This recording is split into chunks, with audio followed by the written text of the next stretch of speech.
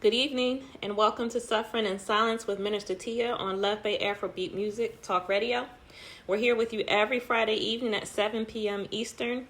Luv Bay family, we're rising out of the ashes together. Our topic on tonight will be the Women Walking in Prayer support group. We have with us our co-host for the evening, Jennifer Peterkin, and our guest is Leslie Oki, Director of Women Walking in Prayer. Listeners, if you have any questions or comments for our guest or co-host, you can email us at sufferinginsilencedv@gmail.com. If you have resources that you would like to share with us on a national or local level from your country, your community, your local organizations, or your faith community, you can also email us at sufferinginsilencedv@gmail.com. And with that, Jen, if you would greet our listeners on tonight. Yes, good evening, Luv Bay. So happy to be here once again, the last show of 2022, which I can't believe. Yeah. I can't believe we've been doing this show for more than a year now, too. Yeah. So I've been on periodically throughout the year. I'm thankful to be able to be with the team again next year in 2023. I am a domestic violence survivor. And I was on a few weeks ago to talk about my current project, The Human Experience, which is a podcast that is launching in January. So if you want to follow along with that project, feel free to follow me over on Instagram at GetTheHX. Awesome. Thank you so much. So Leslie, you want to say hello to our listeners? Yeah. Betty watched the Oyate Lakoya Chaje Nicha Olewi Miena Washichu Ikta Leslie Oki Machapi. Hi everyone, people all over. My Lakota name is Nicha Olewi, woman who needs nothing. My English name is Leslie Oki, and I'm from Eagle Butte, South Dakota. Thank you so much. So we want to share some resources, and then we'll just go right back to you, Leslie, and get started for the evening. First, we have the National Domestic Violence Hotline. This is in the United States. Their website is thehotline.org. Their phone number is 1-800-799-7233. We have Rape, Abuse, and Incest National Network, also known as RAIN. Their website is www.rainn.org.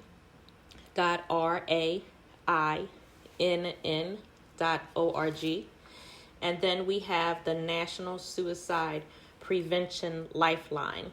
Their number is 1-800-273-8255. That is for the United States. So again, our topic on tonight, Women Walking in Prayer, the support group led by Leslie.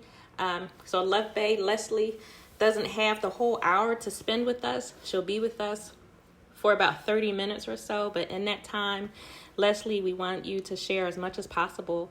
I know you've been doing a lot over the year. You were with us in March. So give us an update on what's been happening.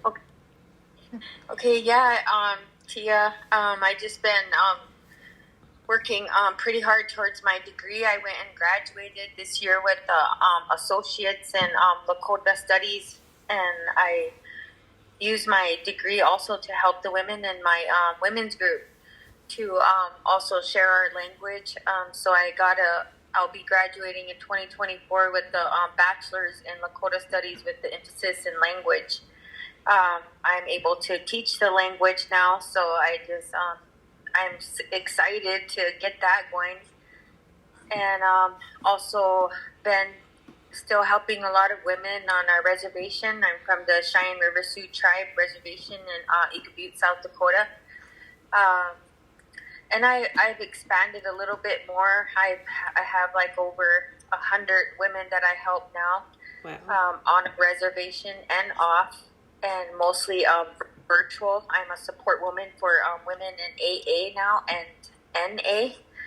And so I really like that. And yeah, we're doing pretty good. I just been mostly teaching the Lakota language through prayer too, because a lot of our survivors, still single women, domestic violence, abused in other ways that don't know how to heal, and walking, my women's group, walking in prayer. The main thing is prayer, and it helps us get through things, and I try to stress that a lot more. So I don't remember if I told you, but I do now got my own sweat lodge, and it's bigger, and so I'm able to do ceremonies. I go in and do, me and the women, we have sweat, and we just pray and cleanse and refresh for the week. We do it on Sundays and we've been doing it, but we've had some bad weather here and there. We lost a lot of people in our community too, so even that is, a part of my women's group, helping people to cope with death that has gone on through COVID and cirrhosis, diabetes, things like that. So I like it though. Sometimes it gets stressful, but I gotta always remember, I'm helping, and I wanna keep doing this, for my family and my kids and myself. I do these things for good health, for myself and my family and the people on the reservation there. So I also been doing Zoom meetings with a couple other people, and Cynthia New Holy. Her and I still contact each other, and we're still a part of our groups too. We haven't been able to she started going back face to face, and I have, with ceremony and stuff like that, but she finally gets to, so then that's pretty good. I didn't get to make it there, but I hope to get down there to where she's at. She's in Pine Ridge, and it's about 4 hours away from me. Okay. And so, but yeah, so I've pretty much expanded a lot. I got extra help with me now. I got 2 other women who are a part of my women's group that don't live in the community, but we're doing online. They research for me. We've been finding donations and stuff like that. We got people that started donating to us, like hygiene stuff, clothes, diapers, things like that for the single women who don't have, all that stuff too, that are able to afford it, coming out of, domestic situations, family situations, and, just being a single mother out there struggling, so. Yeah. Well, I want to say congratulations on your degree.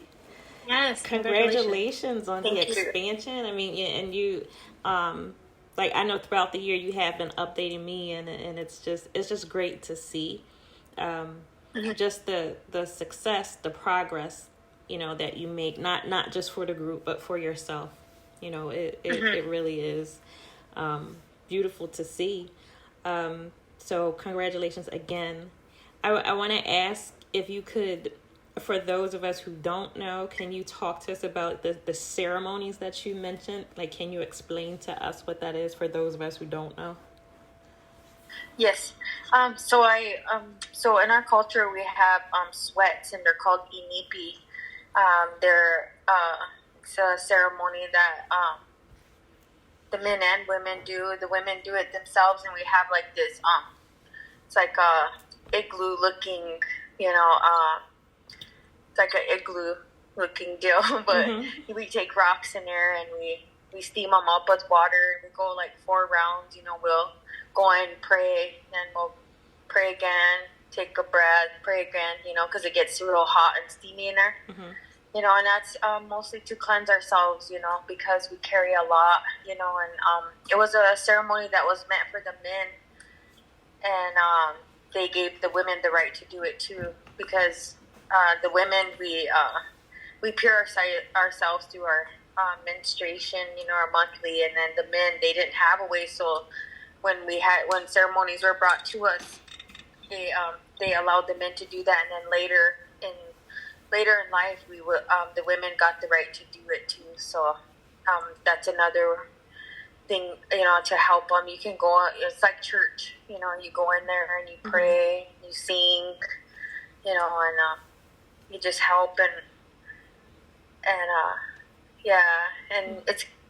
it's like a church. Yeah. So, and then another deal we do is like the wiping of the ceremony, where we wipe ourselves off from, if we lost somebody for a year, we do that once a year. If we lose somebody, we stay in mourning for a year, and then we do that. We also have the becoming of a woman ceremony, where we have the girls. We just started this one, and we have the girls come in, and before they.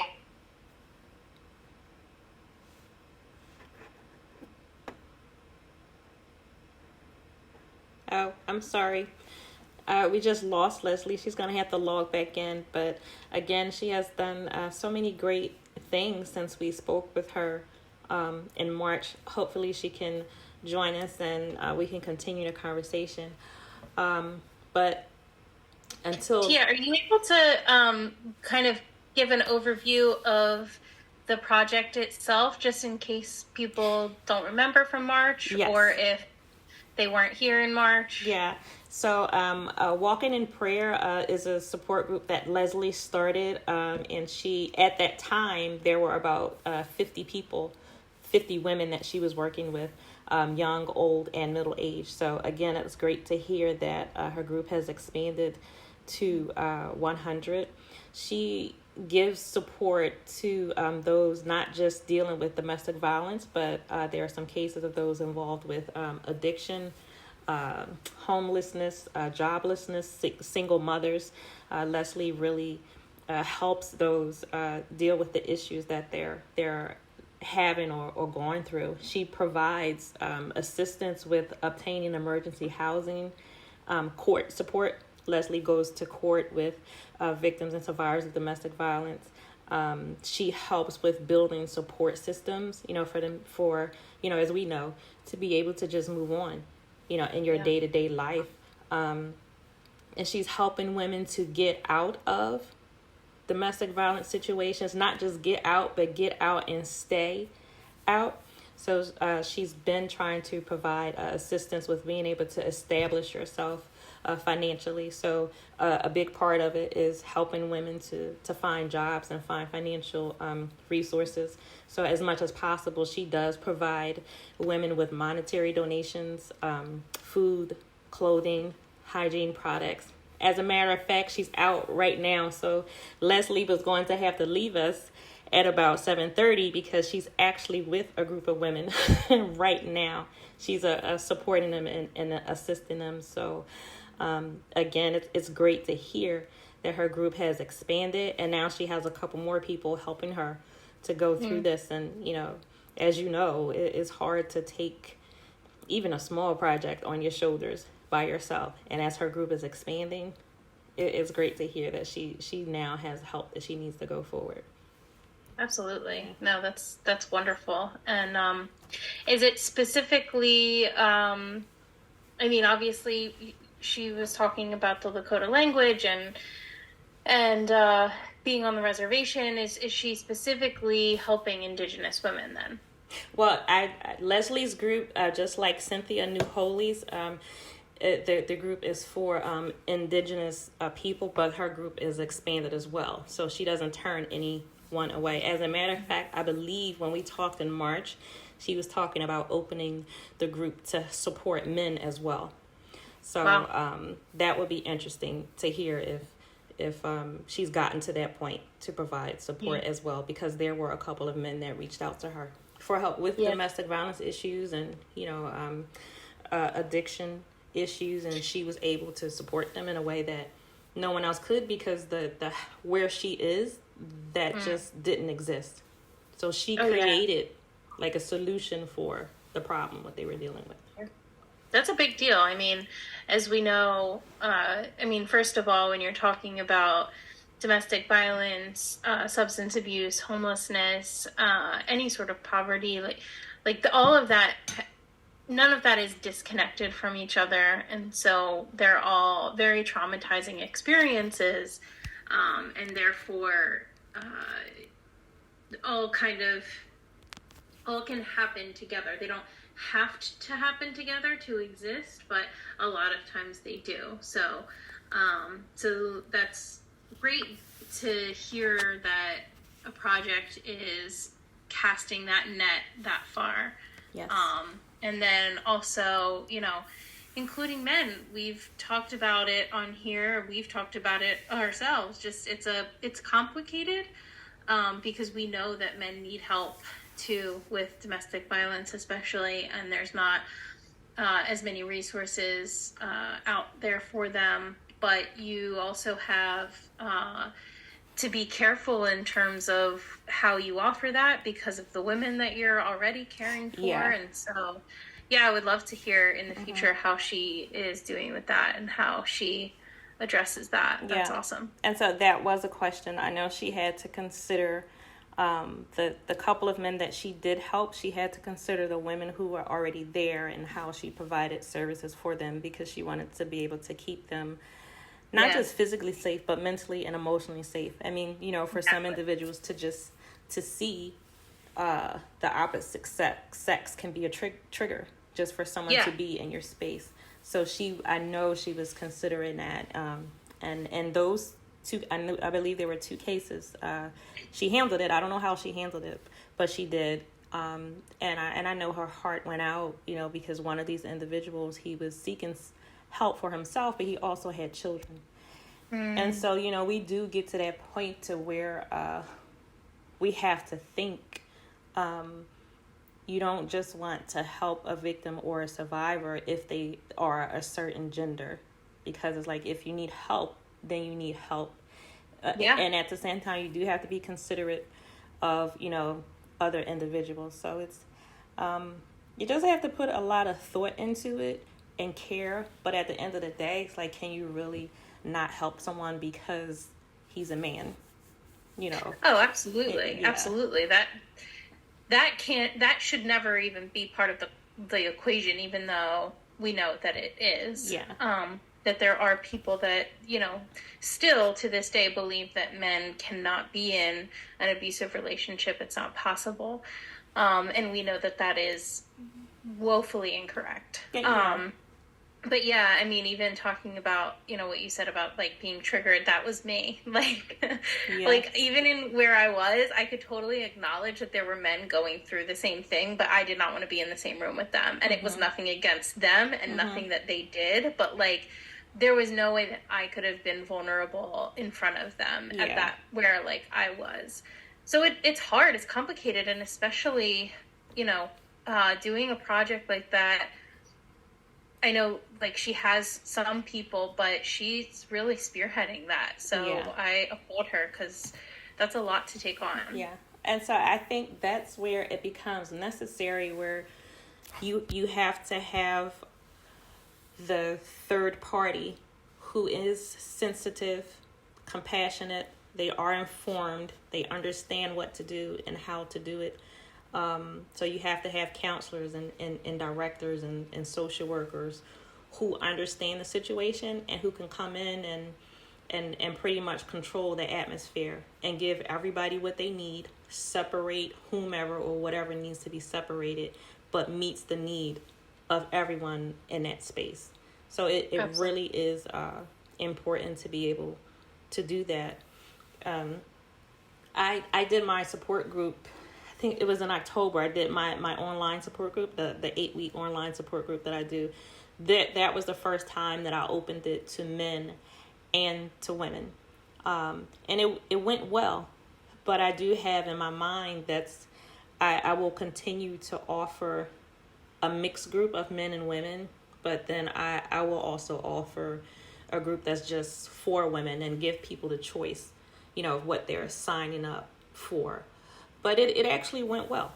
It went very well. And I think if you know beforehand, if I'm going to be a part of this group, if I'm going to be a part of this session, and I already know walking in that it's mixed, they're men and women, then I can decide if I want to participate in this group or do I need to find something else. Absolutely. Because I think you're right. Not everybody has that hang up, right? Not everybody is going to struggle with that. It would, like, for me, being involved in like Christian community, one of the big things is in America anyway, I don't know if it's international, is like divorce care or grief share and to celebrate recovery. And I could not I had so many encouragements to go to that, but I couldn't bring myself to do it because I just really didn't know what I was going to be walking into. But there are a lot of people that find a lot of comfort and help in programs like that. So yeah, I think it's definitely different for every person. Yeah. I mean, like, for me, like, I never had a problem with being, like, in the same room or atmosphere with men after going through what I went through. Now, I have to say that I think because of my experience, I'm always on alert. Like, I always pay attention. But I'm okay to walk into a room where men are present. But something that I always do, like, wherever I am, I walk into a room and the first thing I do is I look for all the exits. Like, and I just need to know where all the exits are. And I don't care if you're male or female. I don't like people really close to me. I need my space. That's just the thing. So I think there are some things that came about that I do have to deal with, but being in the presence of men wasn't one of them. One of the things that I realized, and I didn't realize it until the situation was put in front of me, I'm not in a position where I can offer help to an abuser. I can give an abuser the information, where they need to go, where they can get support, but I can't sit down with an abuser and offer them help the way that I do a victim or survivor. I just can't do it. That's a trigger for me. And I didn't know it until I knew it because it was put in front of me. Like, this is a person here, and I had to step away. Like, this is information. I had to call other people in. This is how you direct this person. This is what you need to do. I provided the information, but I couldn't be the one to give it. I could not be the one to have the conversation. And I was surprised. Again, I didn't know until I knew. That was a huge trigger for me. Even today, it's still a problem for me. Like some of the events that I do to bring awareness to domestic violence and sexual assault, the idea has been presented to me several times to have a former abuser come and present their stories and what they went through. And I can't handle that. I can't do it. So right now for me, I can't separate helping a victim and survivor and then also helping an abuser. Now, I mean, it's possible, and I am not saying that abusers don't need help. I'm not saying that, a person can't learn and can't change, but I'm not the person to put in front of them to give that instruction. I just can't do it. Yeah. I can't. I think that there is certainly a platform for that. There's certainly, I don't believe that people are not above redemption, right? Yeah. I believe that there is redemption out there, and that people can continue to make choices to do better. But I think what's really hard, I would caution any victim or survivor to be involved in that sort of like training or relationship, because what's really difficult is, especially as a victim, you spend so much time getting the rug pulled out from under you. Yes. Because abuse is so cyclical. So you spend so much time thinking, like, have we turned a corner? Is this really going to get better from now on? Can I trust that this person is really who they say they're trying to be? Yes. And every time you put your trust in that and the rug gets pulled out from under you, you realize you're stuck on the same hamster wheel that you've always been stuck on. And so I think what's really difficult with abusive behaviors and abusers is that, again, I'm not saying that it's impossible. I'm not saying that they are, not able to do better. But unfortunately, what we see is that that would be the exception to the rule. Exactly. That's not normally what's happening. I've seen abusers pretend. Yes. I've seen abusers read information. Even in my case, my ex-husband actually joined a support group for victims and survivors of domestic violence. His counselor advised him to do so. He actually, one of the groups that I belong to, he actually joined this group, and he did it under a different name and a different email. But I recognized the email because I recognized all his, different email addresses, one personal, one for business, one for whatever. Well, the specific one that he used, I knew it was him. In this support group, you were identified by email addresses. And so I saw his email address, and, I went to him, I confronted him about it, and I was so upset. I was just, I was devastated again, because at that point, I didn't believe he was truly trying to get help. I didn't believe he was sincere. I believed he found another way to try to get to me, to figure out some more stuff, to try to play with my head and, just manipulate the situation. So I was devastated. So, and I've seen abusers learn the lingo, learn the words to use. So when they're in front of a judge, when they're in front of family and friends, they say the right things. And they start talking about honeymoon cycles and and how they want to break the pattern and do better. So I think I'm just too close to it. I am but I mean, and anybody should be. I don't think, again, I want to reiterate, I don't think any survivor should be doing that. Yeah, right.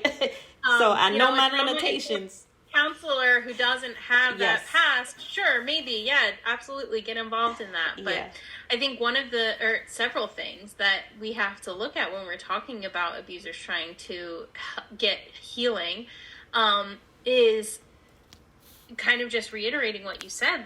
You just don't know whether or not they're mimicking or truly trying to seek help. And one of the things that's so interesting is when a survivor or a victim starts to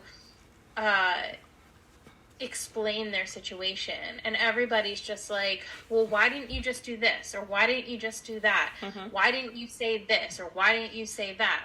And you're like, you are operating under the assumption that this is a normal human interaction. Yes. And it's not. You are not dealing with a quote-unquote typical or normal person. You are dealing with a master manipulator. You are dealing with a compulsive liar. You are dealing with someone who more than likely struggles with extreme narcissism. Yes. So what you would say or do to a quote-unquote normal person, and I put that in quotes because I hate that word, but I don't know what else to say, how else to describe it. What you would do or say to a quote-unquote normal person does not even exist in the realm of the narcissist or the abuser. Yeah. It doesn't mean anything. It doesn't do anything, and it doesn't change anything. And so you have these armchair experts that want to say, well, you should have just done this, this, and that, and you're the reason that it got this bad. And you're like, we are on a totally different playing field here. This is just not what you think it is.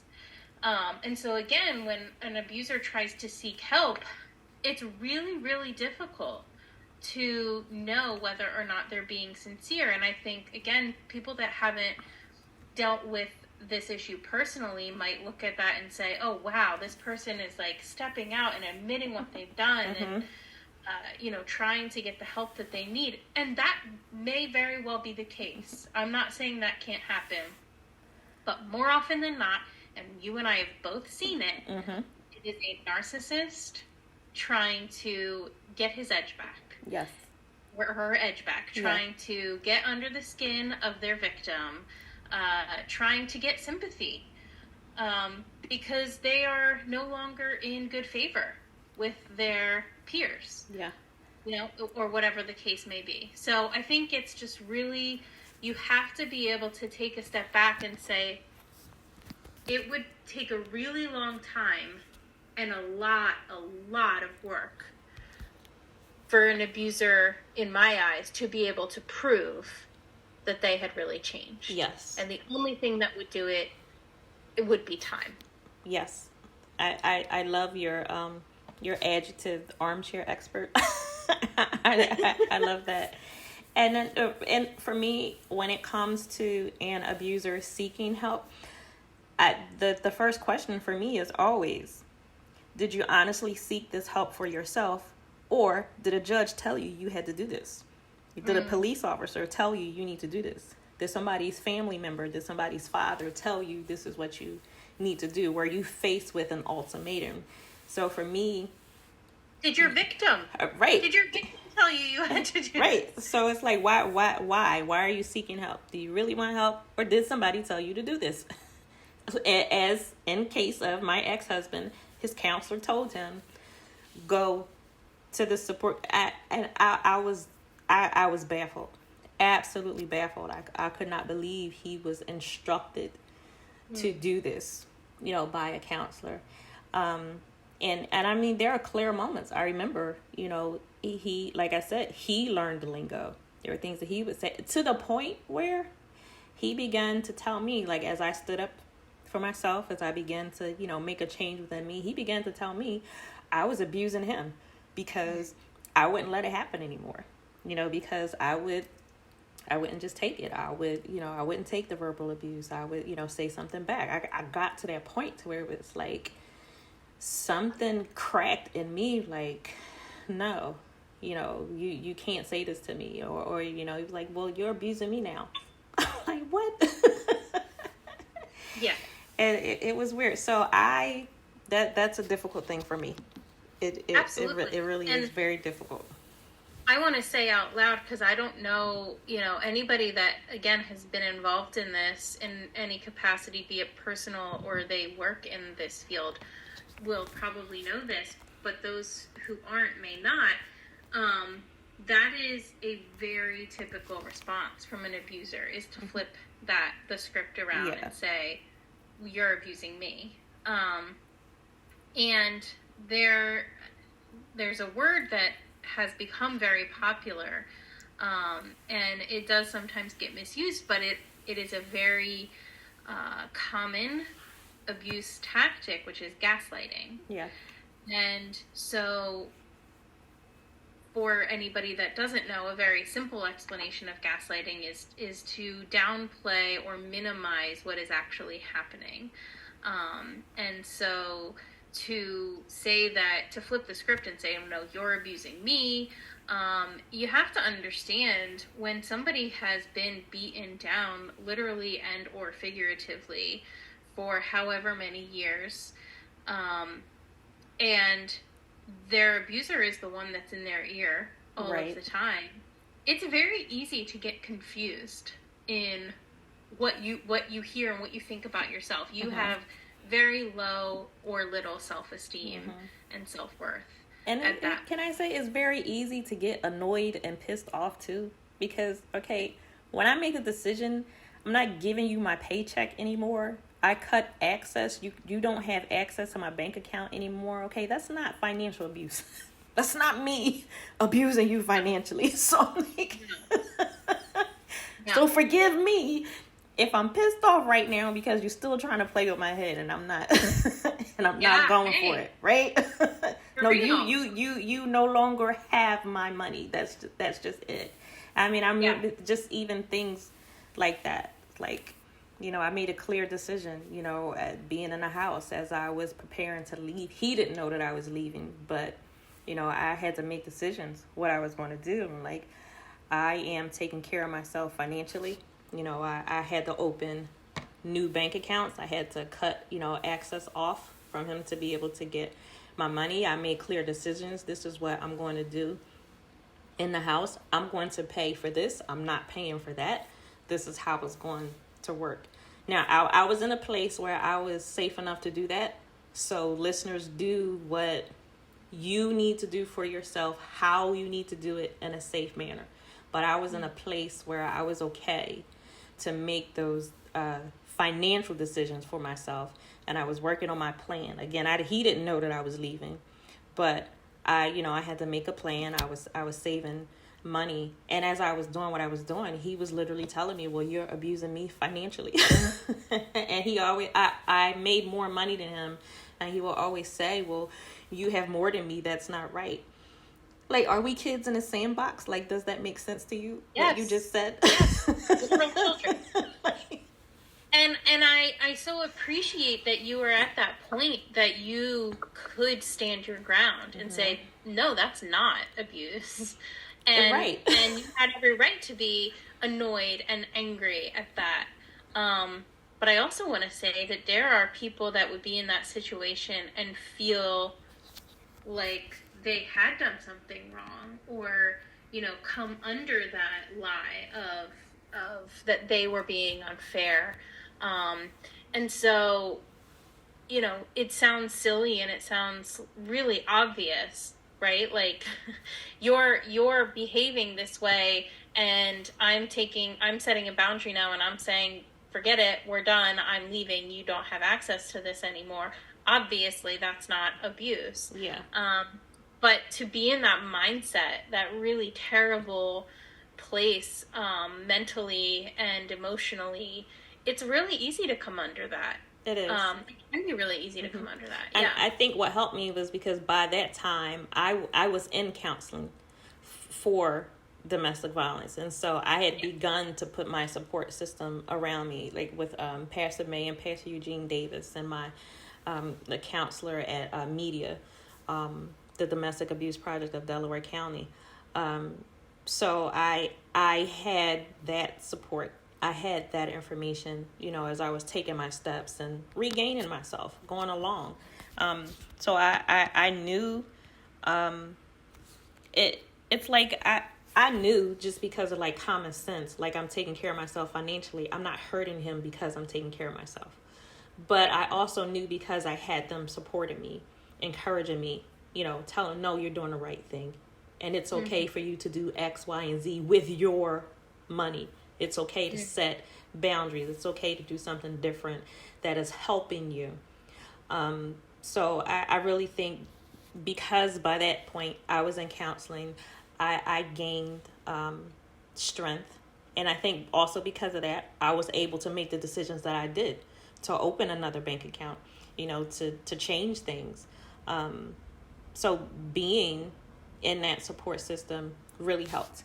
If I had not at that time began to move like out of myself, out of my mind, just by myself, I don't know if I would have been able to make those decisions then.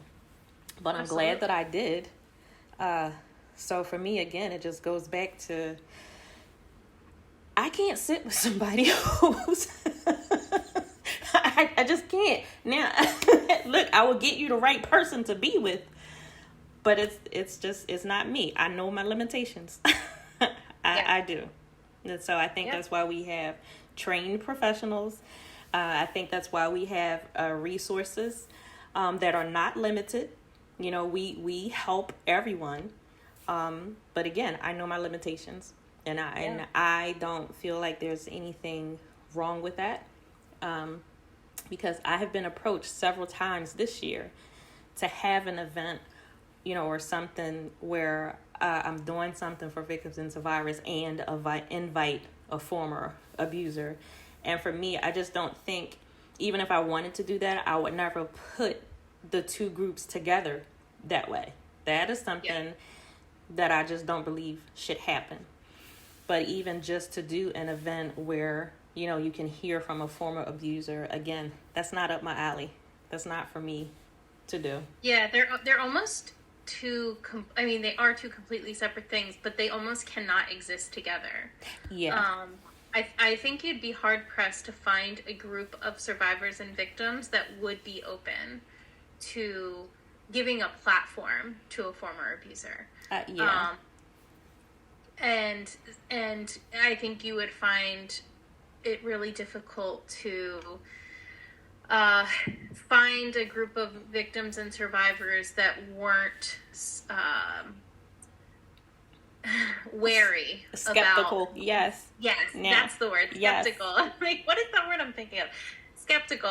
And I want to be clear, if there are people that are abusers that happen to be listening to this and be tuning in and actually like attempting to change, I want to be clear that it's not that we're not saying that that's not worthy or good. But you almost have to just say, this is a completely separate thing, like journey that I have to walk through, like as a former abuser, your place isn't speaking to victims and survivors. Exactly. Like, there is nothing you could tell me. You can't explain to me why you hurt this person. You you just can't. Like, I can't sit for it. And I know that it's not just, like, it wouldn't just be, okay, this person sitting in front of me and me being skeptical of this person. I know full well it's a trigger for me. It would be me, thinking of my situation, what I dealt with my ex-husband. I am fully aware and fully honest about that. So I know that's not my place, No. And then even if there were, an atmosphere, I believe anyone, like in our positions, I believe you and I, where we have come to, I could listen to the information, I could decipher the information, make a decision for myself and move on. But someone who is, I want to say, newly involved with dealing with domestic violence, a victim or survivor, someone who is newly out of a domestic violence relationship, I don't think you can put that person in an atmosphere like that and expect something good to come out of it. I really don't. I think it's triggers all day. I think it would be guilt, and I just think the opposite would happen of the good intentions. I just think opposite would happen. And that's just my mind. That's the way that I think. I just always go on, I guess, err on the side of caution. But yeah. So I give the same response whenever I'm asked. I'm not the one for that. I'll give you all the information that I have, all the resources. I'll try to point you in the right direction. But again, I know my limitations. And I'm okay with saying that. I'm okay with saying this is not an area where I can walk in. I just can't. As it should be. Yeah. So I want to switch gears and ask you something, because you're always the one interviewing everybody else, and it's our last show of the year, and this started, I think, December 6th of last year, something like that. December 5th. It was in November. It was last November. It was last November? Yeah. Okay. So this show has been just over a year, and this was the first full year of shows. So, I mean, and you are at the forefront of this. This is your baby. You put this together. You have carried this through all the way through. All of your co-hosts are here to support you, but we would all say you are the force that is moving behind this. You have a support group. You have a domestic violence course that you created, and you are just conquering all of these obstacles and these hurdles, and it's incredible. So, year in review, Tia, how are you feeling about everything? Oh my goodness. I think I was surprised that we did a year. Like a year went by, and it was just, it went by so fast. So I was surprised at the time, and it just felt like it went really quickly. But then I was also pleasantly surprised with all the help we got. Like, for all the people who we reached out to, who wanted to come onto the program and share information, counselors, victims, survivors. It was just amazing. And, individuals actually reach out to us because they want to be a part of the program. It was just so beautiful how open people are with wanting to help and wanting to recognize that this is not just an issue for us here in the United States. This is not just an issue in Canada. It is literally around the globe. So it's just amazing, even to think of the different groups, the indigenous. I was like, it's beyond where you live. It's beyond a demographic. It's beyond a race or a culture. And just for everyone to see that and recognize and want to raise their hand and just do their part, come and sit with us for an hour to help whomever they could help. I thought that was just amazing. I mean, we already have guests scheduled into 2023 already, because people are just really wanting to help in whatever way that they can. So it's beautiful. I mean, all the information that was shared, I've learned a lot about missing and murdered Indigenous women and relatives. I've learned a lot about human trafficking. I've learned more on the issue of sexual assault. And even though I've been doing this for so long, working in domestic violence, I've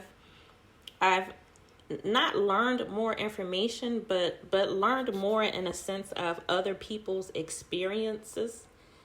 And I think taking in others' experiences, it just gives you more.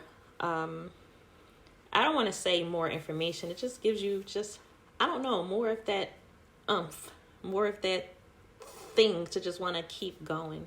And it's just so different. The different religions, again, different cultures, because we experience violence in different manners. It's been eye-opening for me. Yeah, it's incredible. I mean, I have to agree, but the commitment that you have made, I mean, barring the one Friday I filled in for you, you have been here every single Friday at 7 live with whatever is happening, nothing else. You're just such a, the word force keeps coming to mind, and it's so true. You're such a force.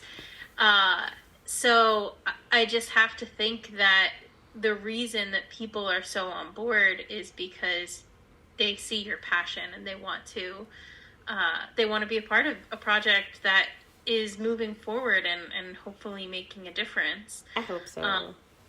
But I also think that it's so interesting and so indicative of how prevalent this issue is for so many people that Yes. we can sit here with people. I mean, most of the people that we talk to are in America. Yes. But every week we have people all over the world tuning into the show. Yes. And so it doesn't matter where, that the organization we're speaking to is 10 minutes down the road from us or across the country.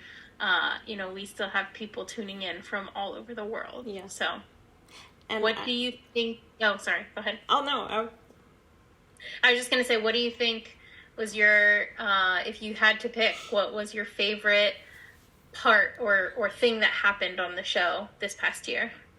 I think the men that we had involved, I think being able to hear the voice of men, to share their stories of being a victim or survivor, or if they were in a stance of being an encouragement and supportive, that this should not be happening.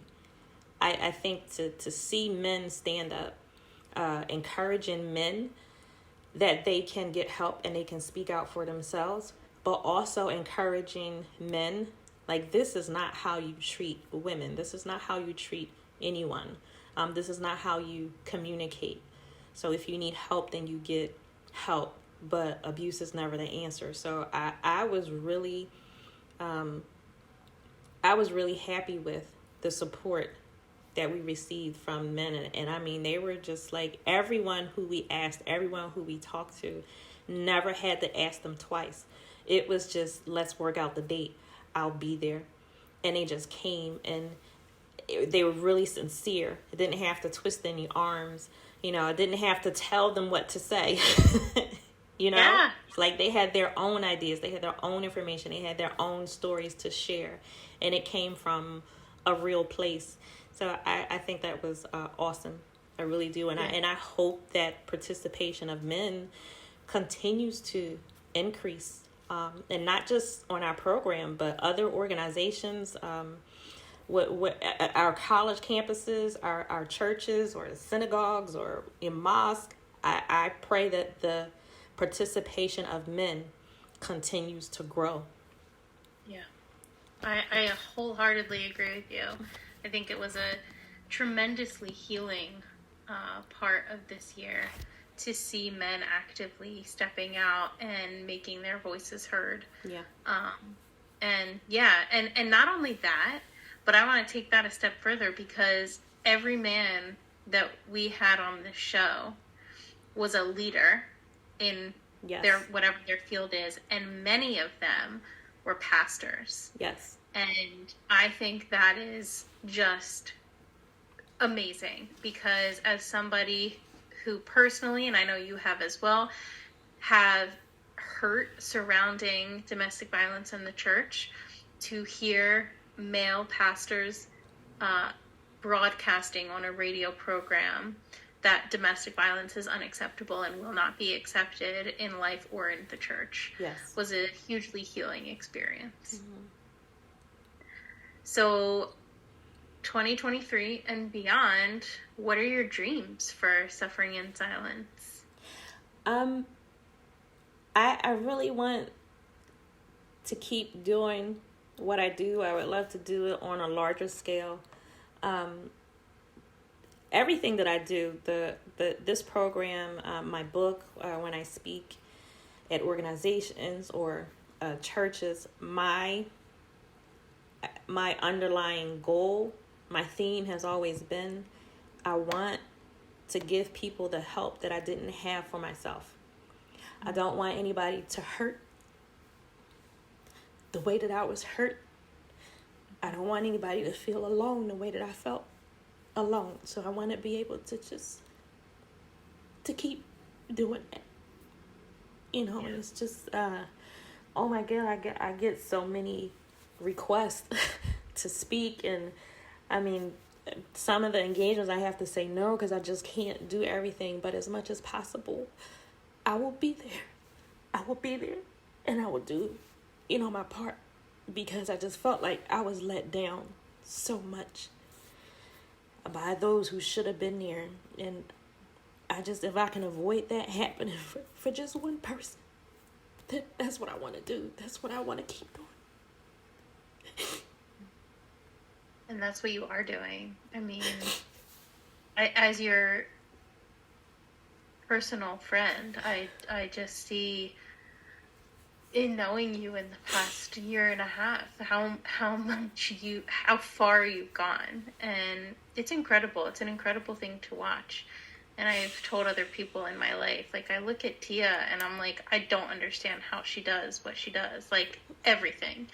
You get it. You get so much done, and you are truly meeting that goal and that expectation that you set for yourself, and don't ever feel like you're not, because you are making a huge difference. And we know that this show is making a huge difference, but even just this year, the amount of contacts that you've made, and the amount of events and speaking engagements and relationships, and it's incredible. And I'm so proud to be a little part of just what you have brought to life, through sheer willpower. I mean, truly, just sheer willpower and determination that this was not going to stand. So I'm proud of you and proud of what you've done, and I can't wait for the future. Well, thank you so much. I mean, I am just as proud of you and, and your project. I cannot wait for the human experience. Get the HX. I just think that is so cool. But, I was looking at it like, oh my goodness, like, that is just cool. Like, the human experience. And so, I mean, just to see what, you have done, it's like you didn't let it stop you. You know, you kept going on in your life. And when you can look at another person and see that, you know, that's a beautiful thing, because you can go, you can do it. You can start your own program. You can start your own business. You can finish school. You whatever it is that you want to do, you can do it. It can be done. Domestic violence does not mean that your life is over. It does not mean that. And so I look at you, and I'm just so proud of everything that you've done and what you're doing. I'm happy to be able to just sit here and just watch you go. And everything that you have done, I'm appreciative of you. You know, all our co-hosts, Carrie, Bob, Minister Danny, Pastor May. It's just amazing. You know, and I've always said, anything that I do, I cannot do it by myself. And so I'm thankful for all of you. I'm thankful for Jan 2 and TYB. I mean, they are just amazing.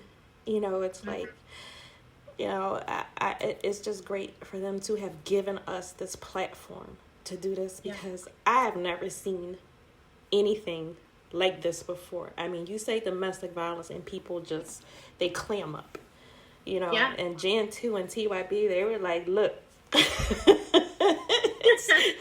go do it. And that's just, it's amazing. It really Don't is. talk about it every week. Yes. And we'll also replay it for everybody. Absolutely. I think that was a true blessing and a surprise too. I mean, first we were every Friday, and then they're like, we're going to replay this the following week. Mm-hmm. You know, it was one time. Now it's replayed like 3 or 4 times the following week. Like, wow. Like, we're really doing this.